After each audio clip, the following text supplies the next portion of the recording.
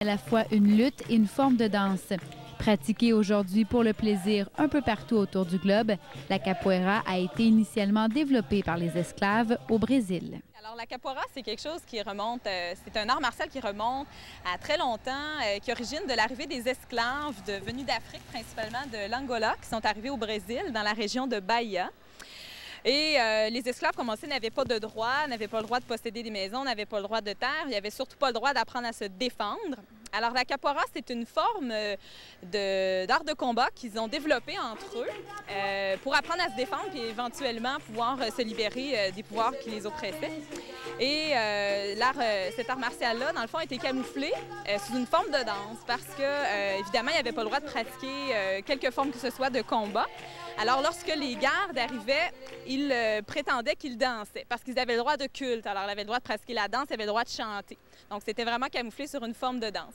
Et par la suite, lorsque les esclaves ont commencé à se rebeller vraiment au Brésil, ils ont formé des villages où les gens allaient se sauver, allaient se réfugier. Et dans ces villages-là, ils ont commencé à vraiment enseigner la capoeira comme art martial pour se défendre. Ils ont utilisé la capoeira au début vraiment pour se défendre contre les forces qui les oppressaient. Et par la suite, la capoeira est vraiment devenue un art martial très répandu, pratiqué évidemment quand l'esclavage a été aboli, ça a été pratiqué plus par l'ensemble du peuple. Alors à Sherbrooke, c'est Sul da Bahia, qui veut dire sud de l'État de Bahia, qui est l'État où se pratique le plus la capoeira. Et l'école Sul da Bahia, c'est une branche de l'école Capoeira Gerais, qui est une des très grandes écoles de capoeira, qui est présente dans 32 pays dans le monde. Depuis peu, l'école de Sherbrooke compte sur la présence d'un contremaître de capoeira, Eros Teixeira. Brésilien, Eros pratique la capoeira depuis 25 ans et il est devenu contremaître, un titre que l'on obtient notamment par la qualité des élèves que l'on forme et par l'implication sociale qui prend aussi une place importante dans cet art martial. Immigré depuis peu du Brésil, Eros vient enrichir l'enseignement de la capoeira sherbrookois. Eu acho que traz a oportunidade de conhecer uma nova cultura, né, como a capoeira, que je pense que c'est a culture de notre pays, la langue aussi, comme le portugais, l'opportunité d'apprendre ça.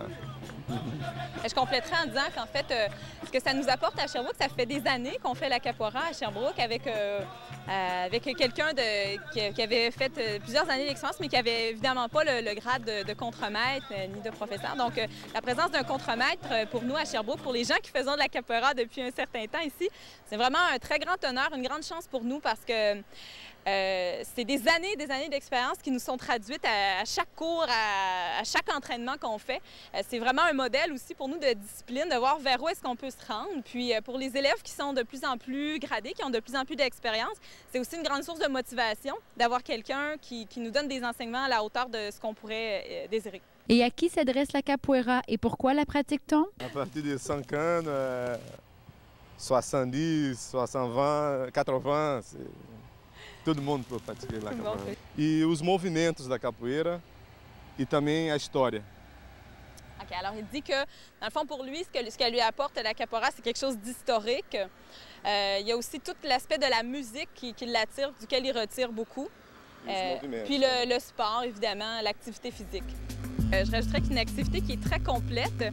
C'est une activité tant physique, évidemment, c'est d'abord un sport, un art martial, donc pour pratiquer un sport, qui est un sport un peu comme la natation, on pratique vraiment toutes les formes, que ce soit la souplesse, l'endurance, la force par les acrobaties, tout ça. Mais c'est aussi plus qu'un sport, c'est une énergie qui est vraiment transmise dans la capoeira. C'est la musique, c'est le chant, c'est la danse, c'est le groupe, c'est les entraînements la fin de semaine, c'est toutes les activités culturelles qui sont organisées à côté, les fêtes brésiliennes et tout ça. La capoeira, c'est vraiment quelque chose de très complet, très difficile à décrire en un mot. À la recherche d'une nouvelle activité pour vous évader? Pourquoi pas la capoeira?